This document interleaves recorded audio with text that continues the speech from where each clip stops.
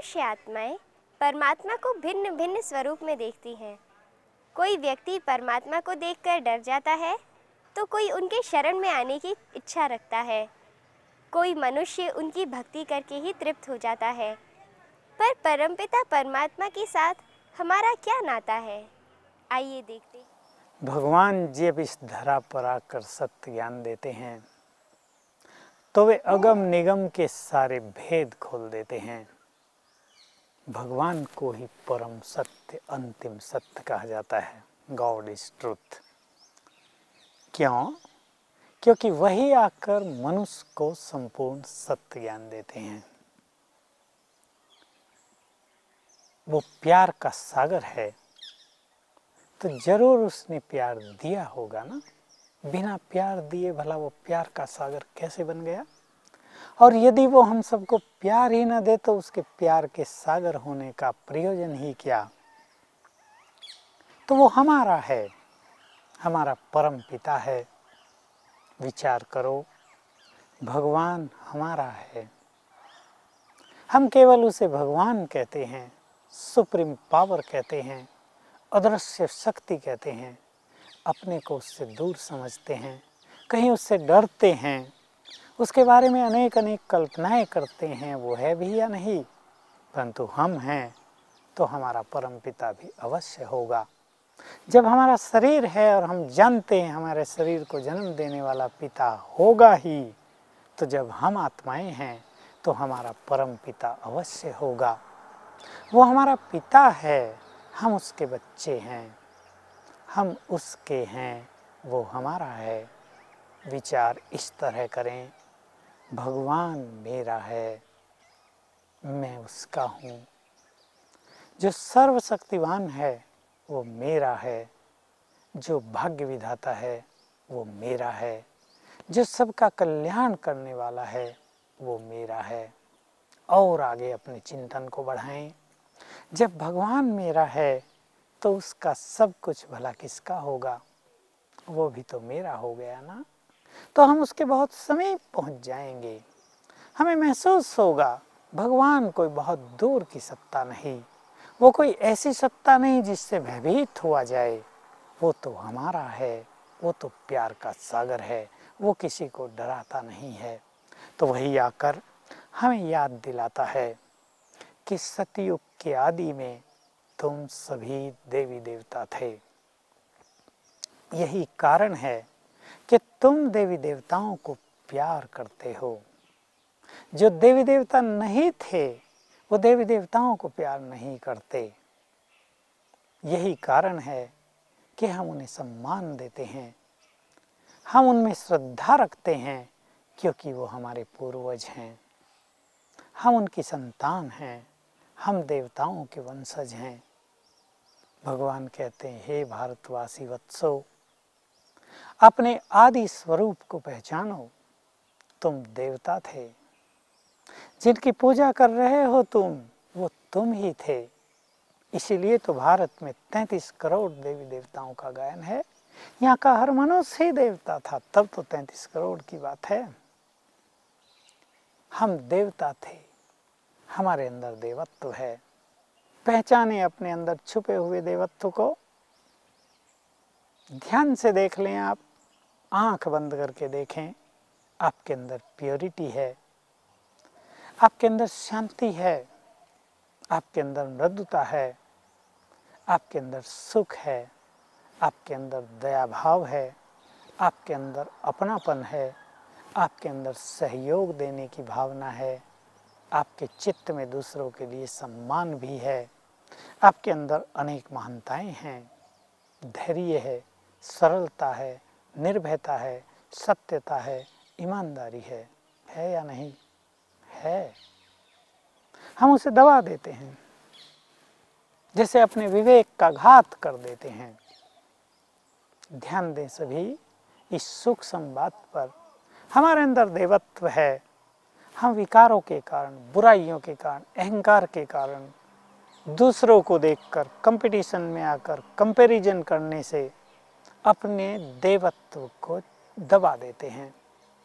और इसलिए मनुष्य को टेंशन होता है, अंदर युद्ध चलता है। बुराइयों का, अच्छाइयों का और टेंशन पैदा करता है।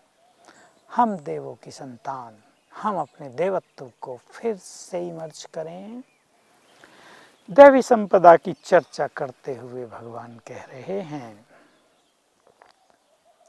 जो दैवी संपदा से युक्त व्यक्ति है उसमें कर्मों में कर्तापन का अभाव रहता है। आम व्यक्ति के लिए ये बड़ी अजीब सी बात है कि काम हम कर रहे हैं और हम ये सोचें हम नहीं कर रहे हैं। भाई लोग सोचते हैं तो फिलोसोफर्स की बात है, ये तो साधु संतों की बात है, ये तो योगियों की बात है, परंतु नहीं, ये हर व्यक्ति के जीवन से जुड़ा हुआ सत्य तथ्य है। हम इसकी सत्यता को समझ लें।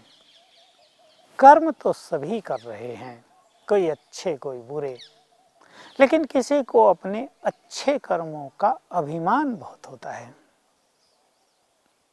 ये कर्तापन ये बुरे कर्मों के साथ जुड़ा हुआ नहीं होता। पाप कर्म करके तो बल्कि मनुष्य कह देता है मैंने नहीं किया, लेकिन अच्छे कर्म करके वो बार बार वर्णन करना चाहता है कि ये काम मैंने किया, मैंने इतने बड़े बड़े काम किए, मेरा इतना इतना नाम है, ये काम मैंने ही किया है, वो काम मैंने ही किया। अपनी प्रशंसा करना, जो निरंतर अपनी प्रशंसा करते रहते हैं, अपनी महिमा के पुल बांधते रहते हैं, वो दैवी संपदा से युक्त मनुष्य नहीं है। तो यद्यपि हमारी इंडियन फिलॉसफी में आत्मा को अकर्ता कहा गया है, पर प्रैक्टिकल सत्य तो यही है कि आत्मा ही करता है, आत्मा ही फल भोग रही है, आत्मा ही कर्म कर रही है, अकर्ता नहीं है। हम ही कर रहे हैं ना, हम देख रहे हैं, मन से विचार कर रहे हैं, बुद्धि से निर्णय कर रहे हैं, आत्मा कर्मेंद्रियों के द्वारा कर्म करा रही है। हमारी फिलॉसफी में इस चीज़ को उलझा दिया है, मन बुद्धि अलग है, आत्मा अलग है, आत्मा साक्षी है, मन बुद्धि केवल कर्म कर रहे हैं। लेकिन सोचने की बात है, मन बुद्धि में चेतनता आई कहाँ से? वो आत्मा की ही तो चेतनता है। उस दोनों शक्ति मन और बुद्धि आत्मा की ही तो शक्तियाँ हैं। भगवान ने आकर ये रहस्य स्पष्ट किया कि मन और बुद्धि जो चेतन हैं, जड़ नहीं हैं। लोग कहते हैं मन तो अन्न से बनता है, अन्न तो जड़ है।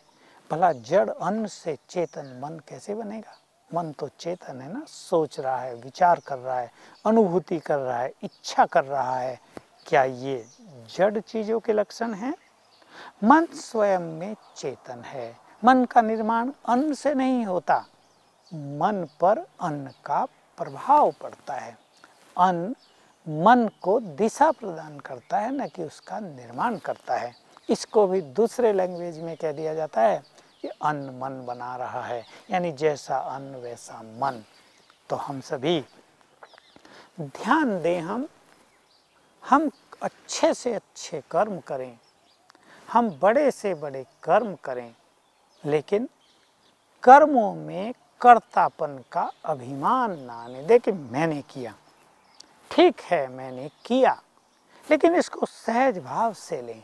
हो सकता है संसार में मेरे से अच्छे कर्म करने वाले भी मनुष्य बहुत हों, हो सकता है संसार में मेरे से महिमा पाने वाले लोग भी बहुत हों, मेरे से अधिक टैलेंट रखने वाले लोग भी बहुत हों, मेरे से ज़्यादा पुण्य और धर्म करने वाले लोग भी बहुत हों, लेकिन हम अपने थोड़े से कामों की प्रशंसा करते रहें, मैंने किया इस अभिमान में आ जाएं, जिसे मैंपन कहा जाता है, तो ये हमारे पुण्यों को छीन करता है।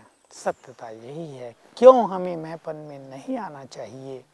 क्योंकि यदि हम कोई अच्छे कर्म करते हैं और उसकी बार बार चर्चा करते हैं, उसके अभिमान में रहते हैं, जहाँ तहाँ उसका वर्णन करते हैं, अखबारों में डलवा देते हैं, मार्बल पर लिखवा कर मंदिर के बाहर लगा देते हैं, धर्मशाला के बाहर लगा देते हैं, तो जितनी बार भी हमारे अंदर ये महसूसता होगी कि मैंने ये किया, जितनी बार भी हम उसका वर्णन करेंगे कि मैंने ये किया, उतनी ही बार पुण्यों में, पुण्य के फल में कमी आती जाएगी, क्षीण होते जाएंगे हमारे पुण्य।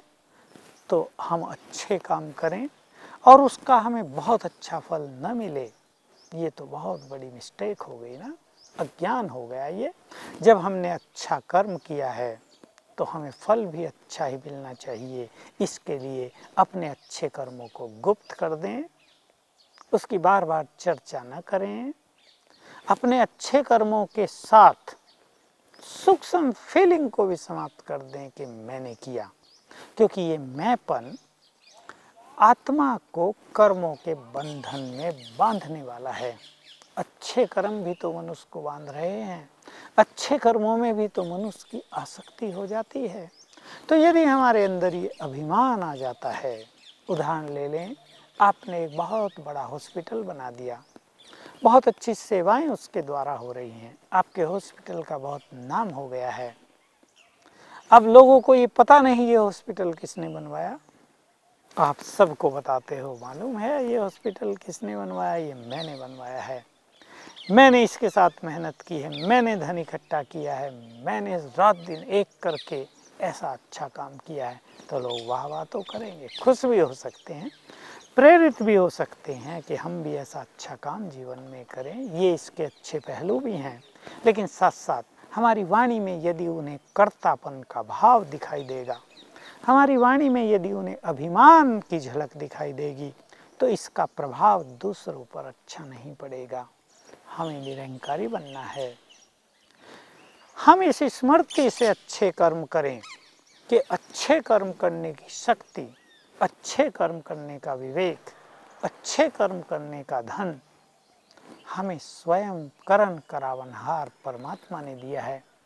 अच्छे कर्म करने की योग्यताएं गॉडली गिफ्ट है। हम तो केवल उस गिफ्ट का यूज कर रहे हैं, हम तो केवल ईश्वरीय देन का उपयोग कर रहे हैं, हम निमित्त मात्र हैं।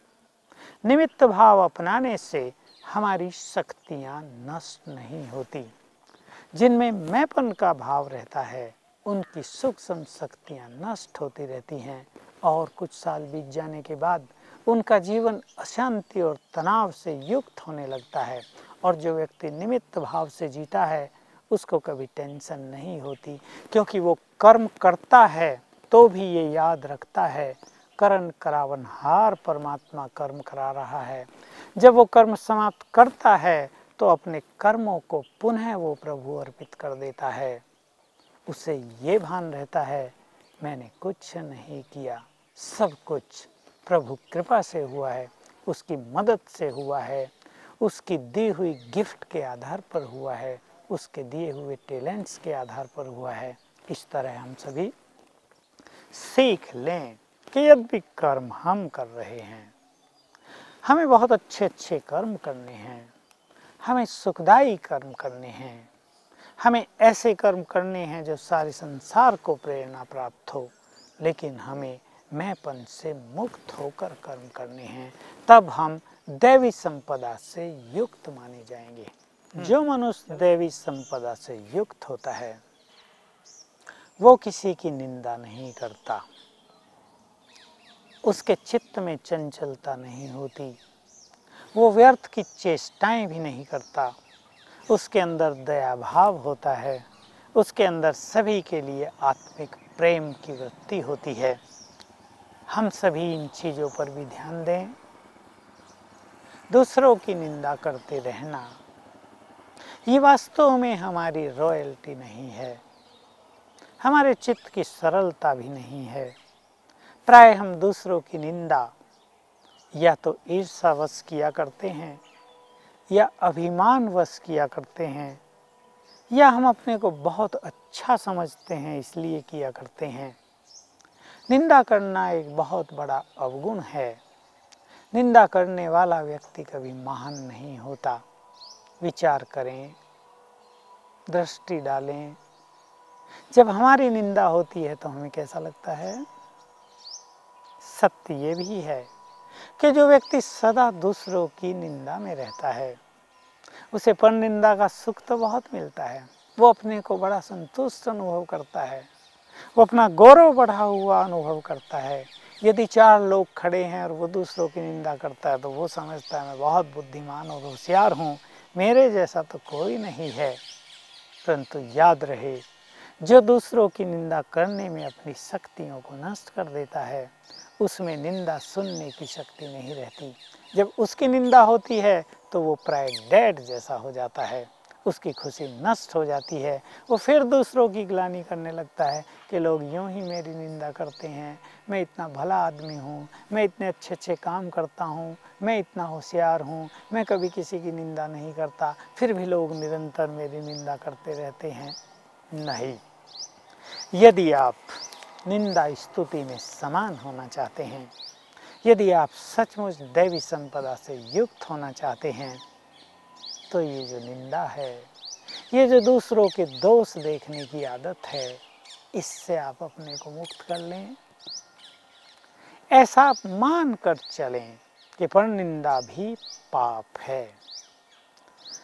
कभी कभी मनुष्य दूसरों के बारे में अनेक बातें कर जाया करता है, भ्रम पर आधारित बातें करता है, अनुमान पर आधारित बातें करता है, मिर्च मसाला मिलाकर दूसरे के बारे में चटपटी बातें बनाकर लोगों को का मनोरंजन कराता रहता है। ऐसे लोगों की एक मंडली बन जाती है जिनका काम ही होता है पर चिंतन करना, पर निंदा करना, दूसरों के बारे में व्यर्थ की बातें करना, बढ़ा चढ़ा कर बातें करना। कभी कभी तो ऐसी बात भी होती है कि बात है ही नहीं और चर्चाएं हो रही हैं। सोचें आप, जिसके बारे में आप ऐसी बातें कर रहे होंगे, उस पर इन बातों का क्या असर होगा?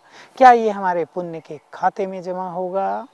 क्या ये हमें सुख पहुंचाएगा? क्या ये हमें शक्तिशाली बनाएगा?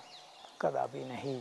इसलिए याद रखें, यदि आप महान बनना चाहते हैं, महान का अर्थ सन्यासी बनना नहीं, जीवन में कुछ महान कार्य करना चाहते हैं, यदि आप सफलता को हर समय अपना मित्र बनाना चाहते हैं, यदि आप चाहते हैं आप बहुत शक्तिशाली व्यक्ति बनकर समाज के सामने प्रस्तुत हों, तो ये छोटे छोटे पाप करना छोड़ दें, दयावान बने, दूसरों की प्रशंसा करें जैसे हम अपनी प्रशंसा सुनना चाहते हैं।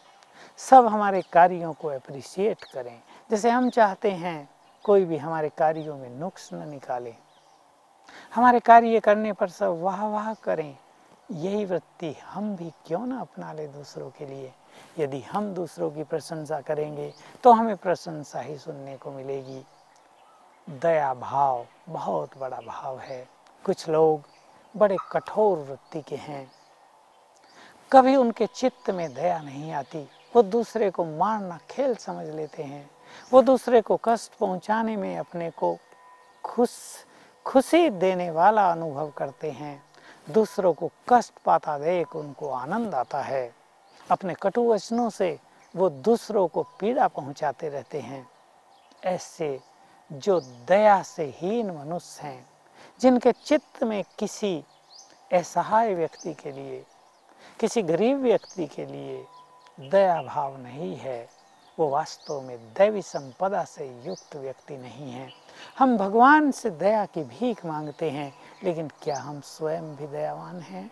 जो स्वयं दयावान नहीं है, भला भगवान उन पर दया कैसे करेगा? तो भाई और बहनों, आओ हम सभी पुनः एक बार अपने जीवन पर, अपने विचारों पर, अपने स्वभाव पर, अपने गुण और अवगुणों पर दृष्टि डालें। अपने अवगुणों को पहचानें। हमारे अंदर यदि कोई आसुरी अवगुण घर कर गया है, उसको निकाल फेंकें। दैवी गुण अपने जीवन में अपनाएं, तो परिवार में, समाज में हमारा मान भी बढ़ेगा, हमारा जीवन सुख शांति का भंडार भी बनेगा और सफलता हमारे चरण चूमेगी। ओम शांति। परमात्मा प्यार का सागर है, तो क्यों ना हम अपने संबंध उसके साथ जोड़कर उस प्यार की अनुभूति करें। जब हम परमपिता परमात्मा पर अधिकार रखेंगे तो वो भी उस प्यार का रिटर्न ज़रूर देंगे। इसी के साथ हम 46वें एपिसोड के अंत में आ पहुँचे हैं। अगले सप्ताह गीता श्रृंखला को जारी रखते हुए हम फिर मिलेंगे। अब हमें इजाज़त दीजिए।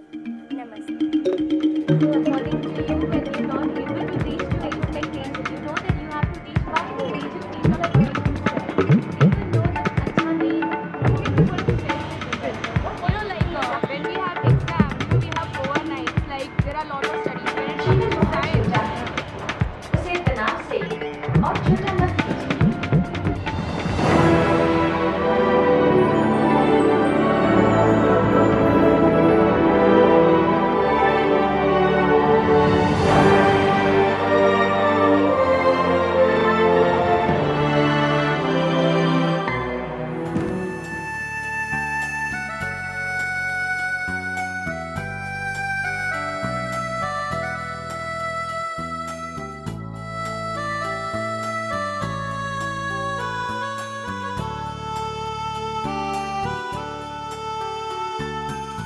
शिव की प्रीत ने सिखलाया सबसे प्रीत निभाना, सबसे प्रीत निभाना।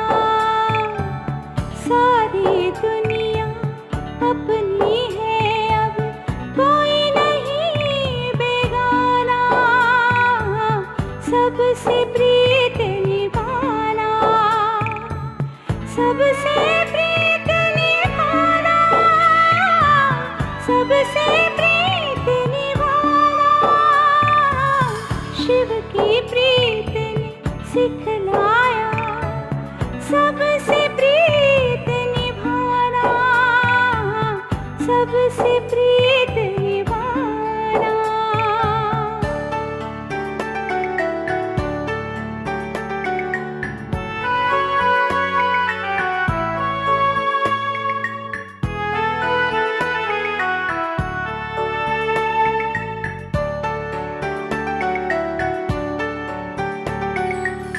मार्ग दिखाया तूने ऐसा, हो गई ज्ञान की भोर। पाना था जो पा लिया है, बांध के तुझसे डोर। और कहाँ हम पाएंगे अब ये अनमोल खजाना, ये अनमोल खजाना। शिव की प्रीत ने सिखलाया सबसे प्रीत निभाना, सबसे प्रीत निभाना।